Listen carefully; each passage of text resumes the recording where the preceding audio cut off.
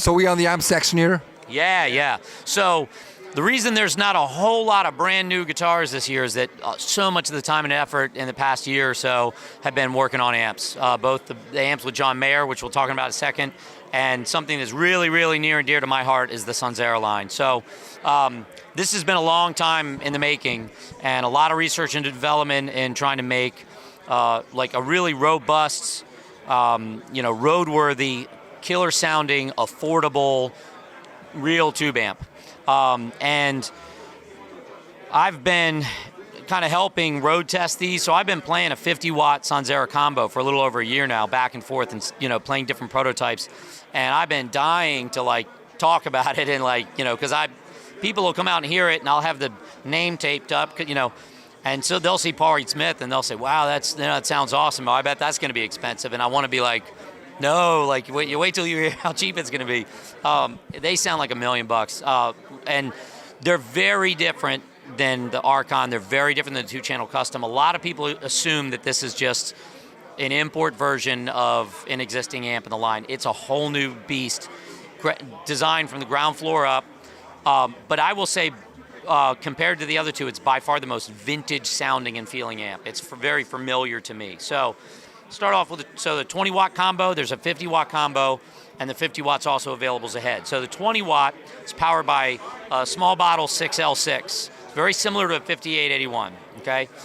Same amp they designed the platform on the 20-watt Archons, and So 2 independent channels. There is an effects loop in the back, and all bias points in the back on all these. So very easy to change the tubes and bias it yourself. And 4, 8, and 16 ohm taps on all of them. So if you want to pair this with a cabinet, it's very versatile that way. So the master presence and reverb, global presence and reverb. And then the clean channel, very simple design, bass, treble, and volume. The mid-range was really dialed in and fine-tuned and fixed. And the bright switch is basically engaged on the clean channel on this. You get the volume up here, and it'll start to break up, especially with when you dig in a way that you would expect from the great single-channel amps of the late 50s, early 60s. You get that really nice kind of grit when you dig in. From here up, it starts to get really harmonically rich, and you can get a nice low gain drive on the clean channel. Yeah, which the 50 does great too. Archon's 2-channel customs don't do that. They were designed to have maximum clean headroom. So when you dime the clean channel on those, they stay clean, which a lot of players like. I really want it to bark a little bit. So 2 different voices, but this is close to my heart. Lead channel, bass, mid, you have the addition of the mid control on here. And then you have your output level for the lead channel and the drive. I really like it, somewhere around here. And when you can really open up the drive a little bit, the amp really comes alive.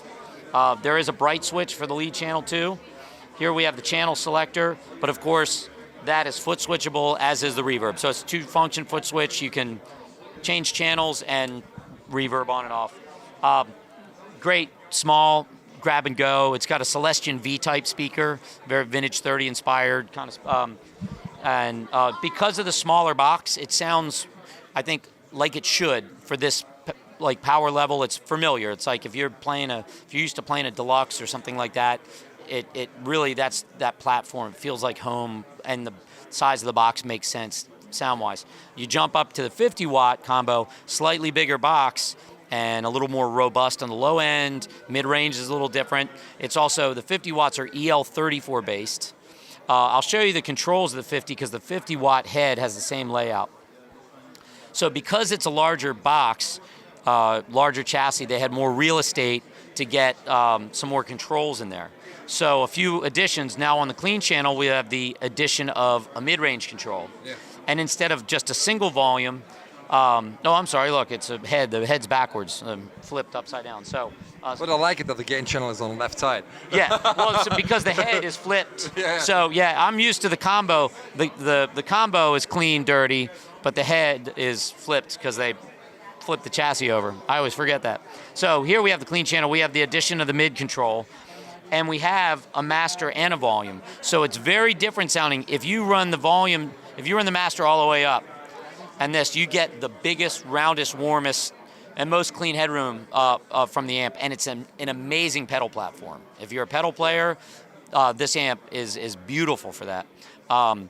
You run the master down, crank this up, it gets a lot brighter, and it starts driving really early in a cool way. So anywhere in between, you have a whole myriad of different tonal options depending on, like, I like to set this like where you want the sound of how much drive or bite you want, and then adjust your master as you see fit. So the other really cool thing about this, now you also get a bright switch for each channel, but the other really cool thing is that there's an independent reverb knob for each channel, so you can like really, crank it up, make your clean channel wet, and make this nice and subtle if you want. It's a nice feature instead of it global or an all or nothing thing.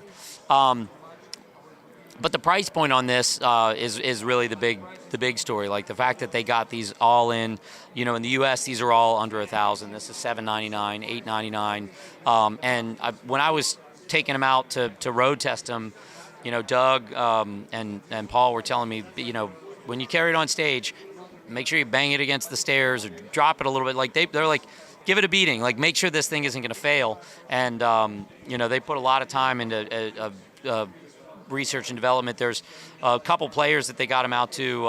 As you like here, you see Chris Robertson recorded his last record with it. He's been playing it. Dave from Minus the Bear did a killer demo video on PRS's site. So the approval rating of the players that they've sent him out to have been huge. And it's a super versatile amp and very vintage feeling, compared to a lot of the stuff in the line. So I can't say enough about how much I love them, and I'm so glad they're out now, because I've been having to kind of hide them and keep my mouth shut, which is hard to do for me. So last but not least, we've got the Mayor amp. If you want to take a quick look at that. All right, another big news in the amp world for 2016. This was released just right before NAMM. Is the Mayor, the JMOD, the JMOD, the John Mayer Overdrive 100.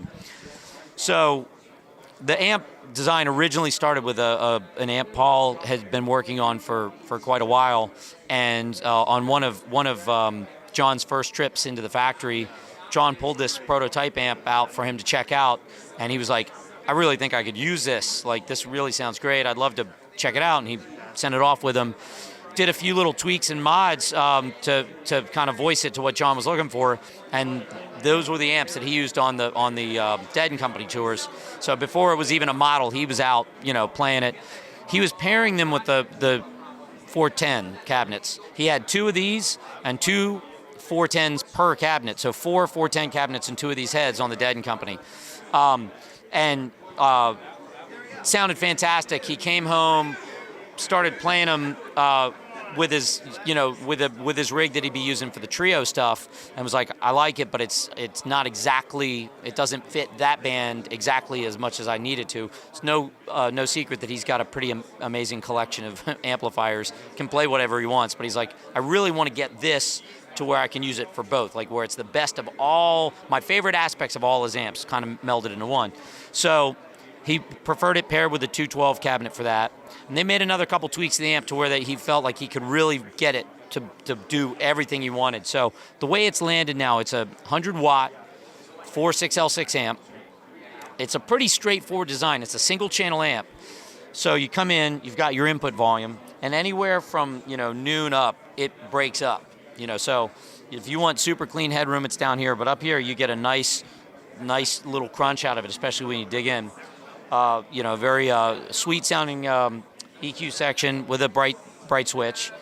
Then here what you have is an overdrive section, but where typically if you have a preamp overdrive, it's happening on the initial gain stage when it comes in, when your signal comes in.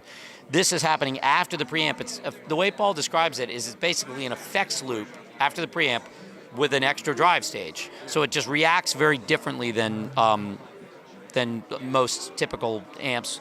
And it's not another channel, so all this stuff is still engaged, even your input volume. So it reacts differently whether you push this way up and bring this drive down, or vice versa. There's a lot of tonal options in there. If you bring them both up, you'll get the most amount of drive.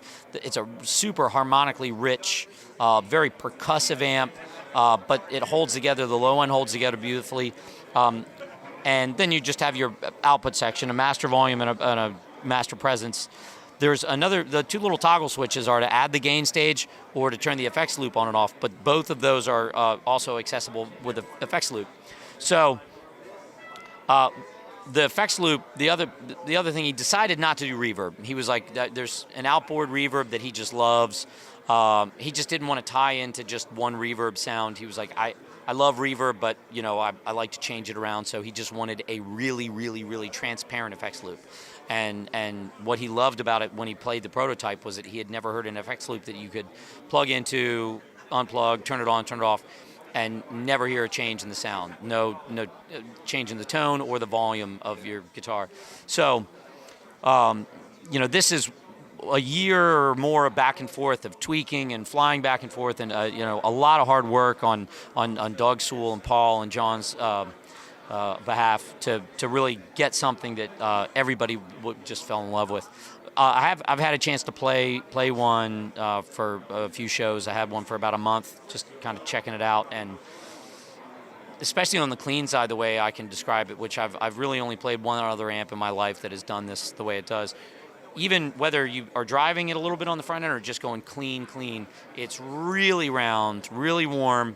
There's still a beautiful sweet top end on it, but it plays clean like you have overdrive on it. It sustains. It doesn't have a big, huge, spiky top to it, it sustains. It feels like there's compression on, but without any squish.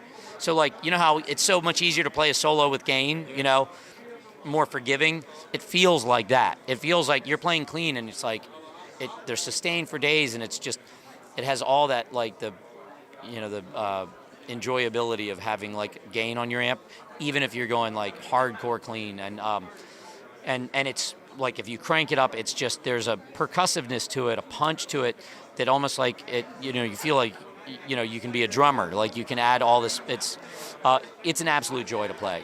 I mean, it's a special piece, but, you know, it's not a limited run, but, you know, it's a high-end piece of audio gear. It's not cheap, obviously, but if that's out of your price range, I highly recommend checking out the Sonzera. Bang for the buck, they're incredible. You know, a lot of exciting stuff in the amp world for PRS.